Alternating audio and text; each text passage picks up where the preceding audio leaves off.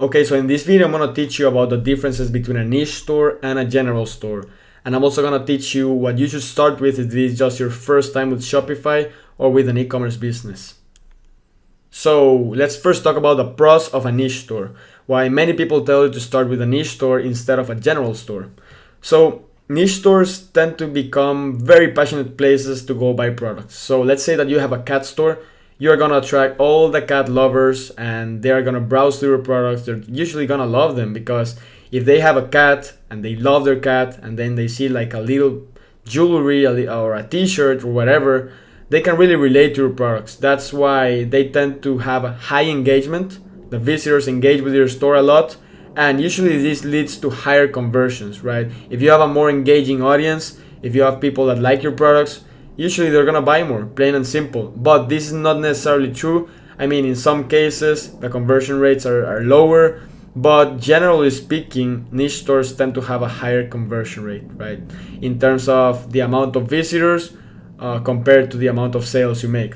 I have both a niche store and a general store, and for what I have seen in terms of the email list, right, it's very, very responsive. If you have an email list of 10,000 people in the cat niche and you send an email that I mean like just giving them the top five funniest cat videos, I mean they're really gonna open your emails and engage with them because they love cats. So if they received what they are looking for in their email, they're gonna open it and they're gonna engage with it.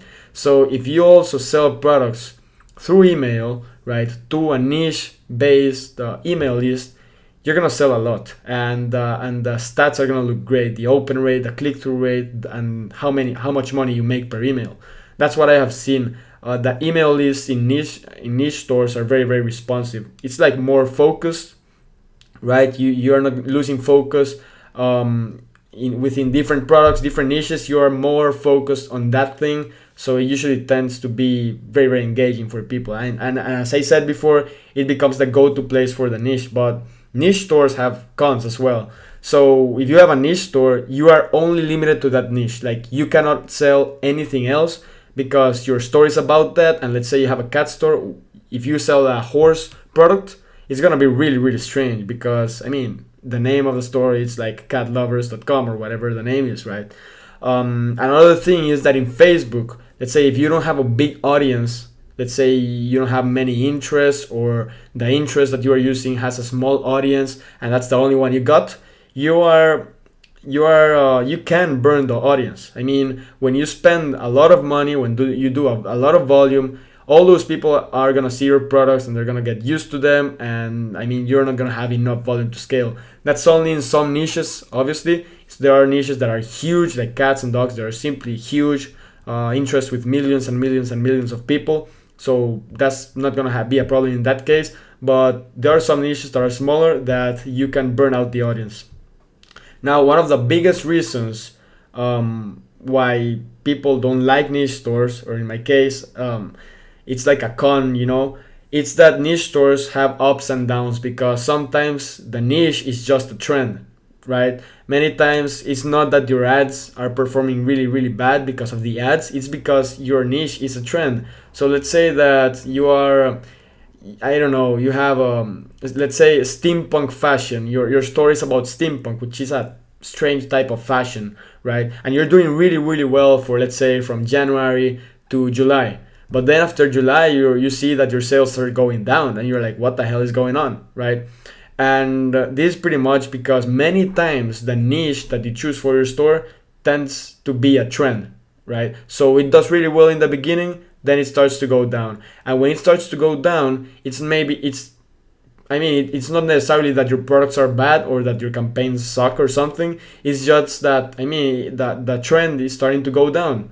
The fashion or the topic of your store is no longer that popular as it used to be, right? But in a general store, on the other hand, it tends to be very, very consistent.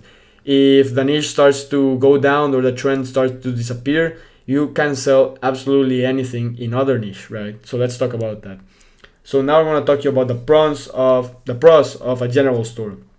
The obvious reason is that you can sell products on any niche: cats, dogs, firefighters, butterflies, fishing, camping, hiking, whatever you want. You can have literally anything, right? So also, you have an unlimited audience size because, I mean, if you are pretty much combining all the niches together, that gives you unlimited traffic, like literally, unless you're spending like millions a day. And that's not really gonna be a problem for you. If you have a general store, you're not gonna run out of traffic. You can sell whatever you want.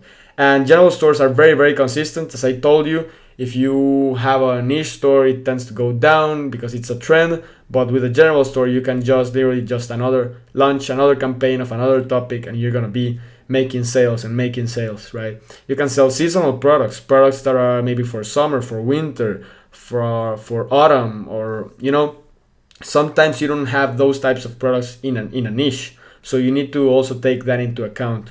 And one of the biggest reasons I suggest you start with a general store is because in the beginning you want to test many products, many niches, and find which of those is the best for your Facebook account, right? So once, let's say that you test 10 products, right, each product from a different niche, and let's say that 8 of the products are doing terrible, or 9 of the products are doing terrible, but there's this product of this specific niche, let's say fishing, that it's crushing it. I mean, you're just making sales like crazy. You figured out who the audience is, you figured out what the interest is, the age, the gender, the placement. You found out everything about that niche. You totally dominate that niche. Now what you can do is you can go ahead and open a niche store in the future, right? When you figure out what niche is working for you. But if you do it the other way around, if you start with a niche store and you test out all the products, all the interest, and it doesn't work for you, I mean, you already created the store. It's already there and you didn't make it work, right? Sometimes that happens. But for me, the best way to start is start with a general store, test a bunch of different products, different niches, and from there just find what's working the best for you, and in the future you can create a niche store of that specific niche, right?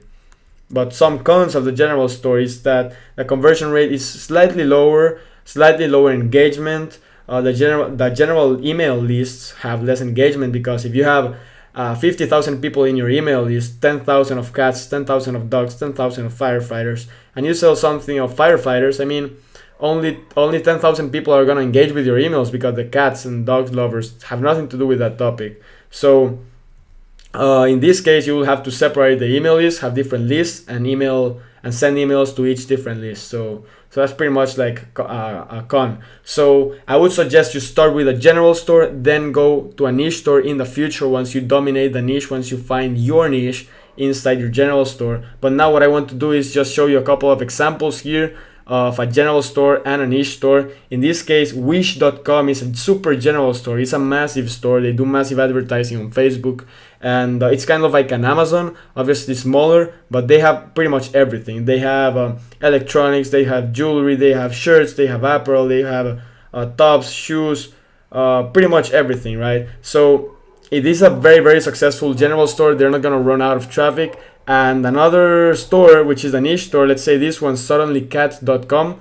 This is just a super specific niche store about cats. They have products for humans, they have products for cats, and yeah, you cannot sell like a horse or dog product here because it's about cats, right? But you can go to these pages, you can see the different examples, you can see that Wish can pretty much sell whatever they want in whatever niche they want.